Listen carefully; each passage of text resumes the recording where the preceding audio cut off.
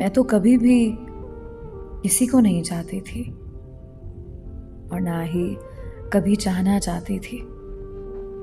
मैं तो हर वक्त खुश रहने वाली लड़की थी, रंगों की दीवानी, तितलियों से दोस्ती रखने वाली लड़की थी। मैं अपनी छोटी छोटी खुशियों में मगन रहा करती थी। उदासी को तो कभी मैं मुंह भी नहीं लगाती थी। उदास लोगों से तो मुझे चिढ़ हुआ करती थी। अपनी मीठी मीठी बातों से और शरारतों की वजह से मैं अपने पूरे खानदान में मशहूर थी।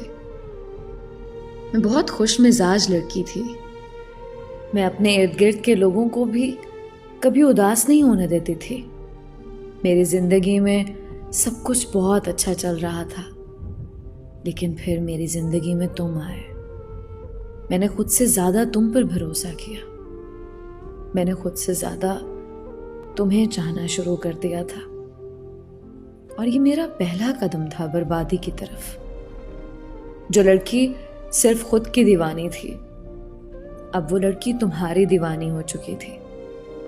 तुम्हारा मुझे समझना, मेरी फजूल बातों को भी दिल लगा कर सुनना, तुम्हारी इस अदा ने मेरे मासूम दिल के अंदर मोहब्बत की नाजुक कली को उगाया था।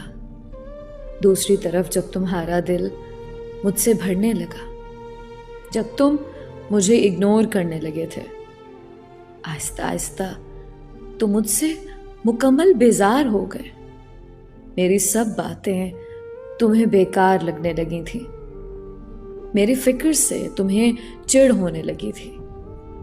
यहां तक कि मेरी दुरुस्त बातें भी तुम्हें चुभने लगी थी।